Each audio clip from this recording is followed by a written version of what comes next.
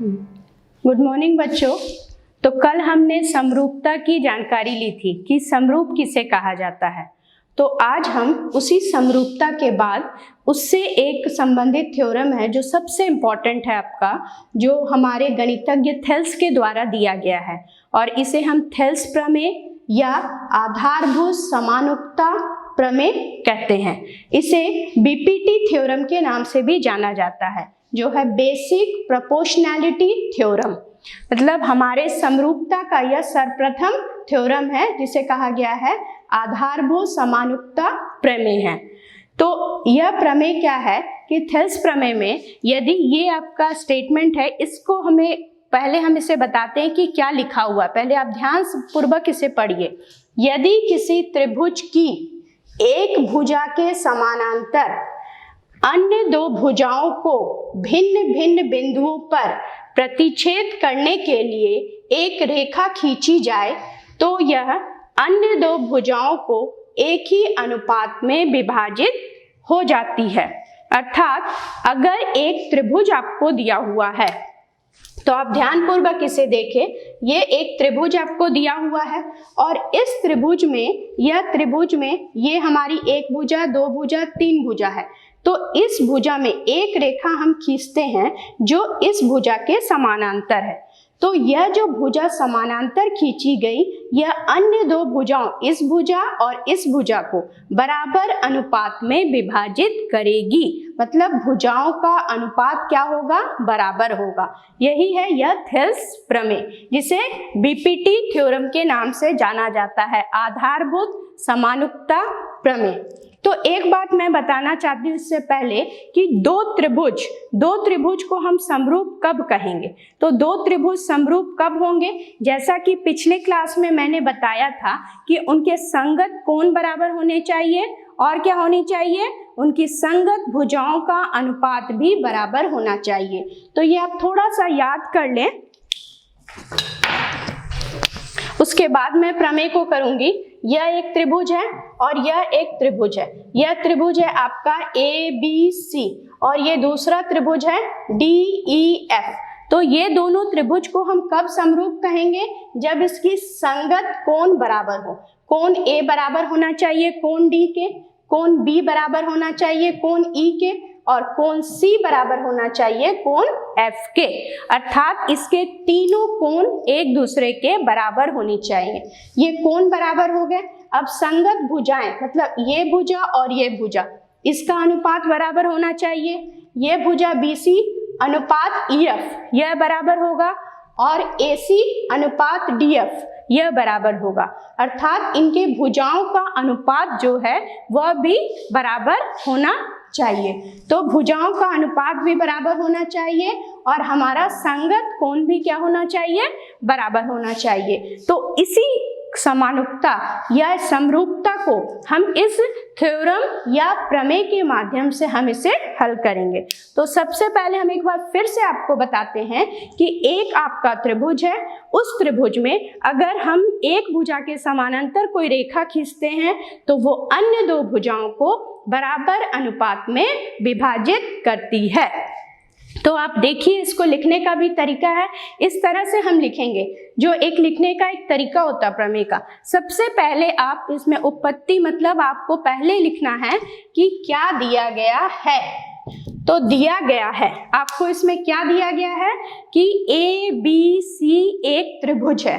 ये एक त्रिभुज है ABC, ठीक है। उसमें यह जो रेखा DE रेखा ये BC के समानांतर है। यहाँ हमने समानांतर का चिन्ह बनाया है। तो D रेखा जो है वो BC के समानांतर है। यह आपको दिया गया है। अब आप इसे सिद्ध करना है।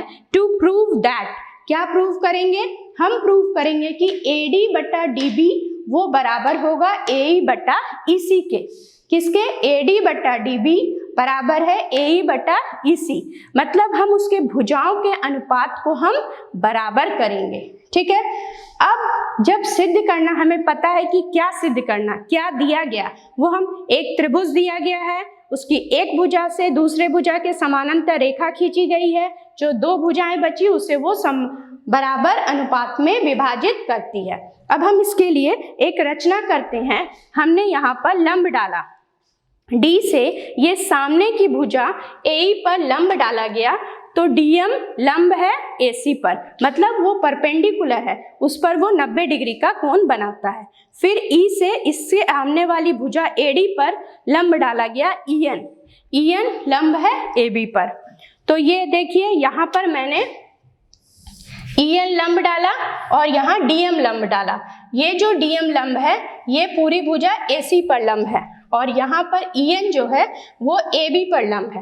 और क्या किया, और D से C को मिलाया और E से B को, ये डॉटेड लाइन से मिलाया गया है क्योंकि ये रचना की गई है, ये हमारे द्वारा किया गया कार्य है। तो ये रचना है कि पहला हमने लंब डाला और फिर इस DC और BE को मिलाया। अब हमें इसको हल करना है। इसको हल करने के लिए आप आइए, आपको कक्षा 9 में या 7 में या 8 में आप जानते हैं कि त्रिभुज का क्षेत्रफल क्या होता है।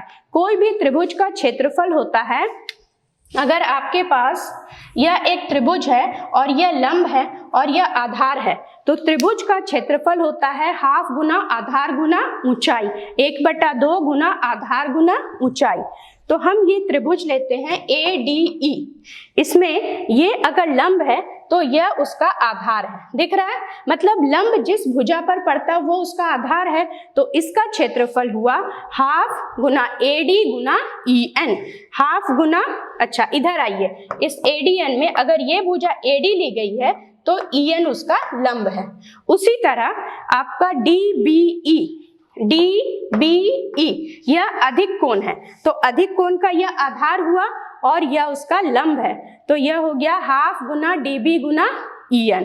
फिर आप ADE, इसके इस भुजा को लो, इस भुजा मतलब AE को हमने लिया, तो इस भुजा का क्या होगा AE गुना DM, तो हाफ गुना AE गुना DM, अर्थात ADE का हम एक बार इधर से ले रहे हैं क्षेत्रफल, एक बार उधर से, दोनों भुजाओं को और दो लंब को लेकर हमने यह हाफ गुना आधार गुना ऊंचाई लिखा। और फिर ये नीचे में भी DEC, इस त्रिभुज में यह अधिक कोण है तो इसका ये आधार हो गया EC और इसका लंब क्या है, लंब DM है। तो ये सारे हमने यहाँ पर लिख लिए हैं। तो इसके बाद अब हम इन्हीं का उपयोग करके इसे हम प्रूफ करेंगे। तो अभी बच्चों मैं बता रही थी कि त्रिभुज का क्षेत्रफल हमने हाफ गुना आधार गुना ऊंचाई, इस सूत्र के द्वारा हमने इस त्रिभुज ADE का क्षेत्रफल निकाला।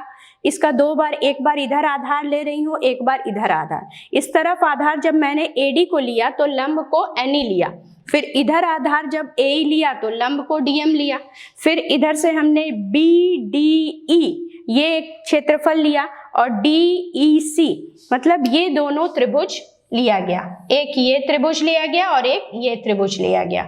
तो सबसे पहले अब मैं क्या करती हूँ, ADE जो ऊपर का है और BDE इस साइड के ये त्रिभुज और ये त्रिभुज, आपके समझने के लिए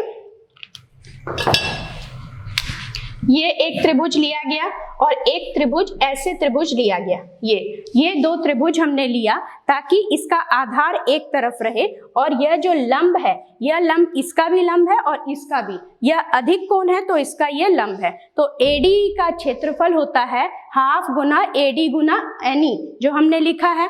फिर BDE का क्षेत्रफल हाफ गुना DB गुना NE। अब क्या क्या इसमें, हाफ हाफ कट गया, NE कट गया, तो बचा क्या, AD बट्टा DB। इसे इक्वेशन नंबर 1 समीकरण 1 के रूप में रखा गया।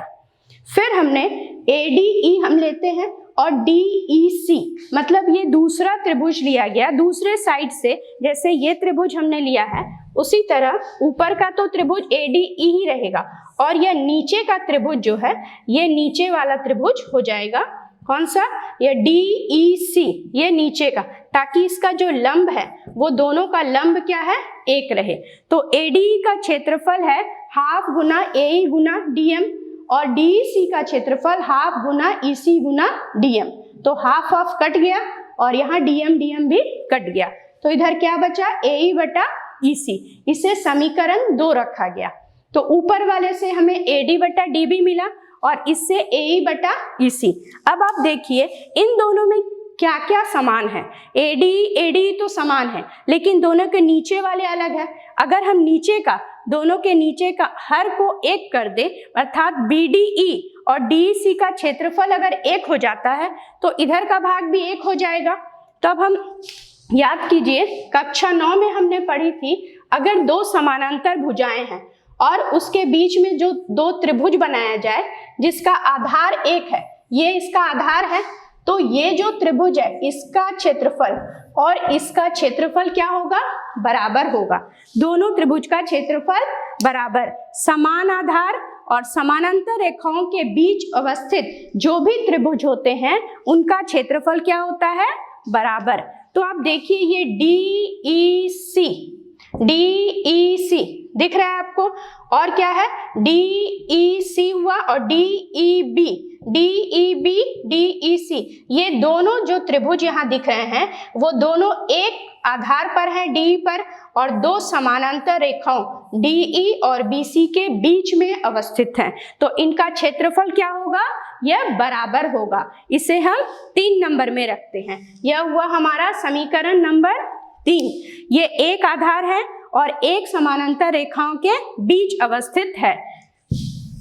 तो इसे इस तरह से फिर मैं बताती हूँ कि ये आधार हुआ आपका और यहाँ पर दो त्रिभुज बन गए, तो ये एक आधार और समानांतर रेखाओं के बीच है, तो इनका क्षेत्रफल क्या होगा, बराबर होगा।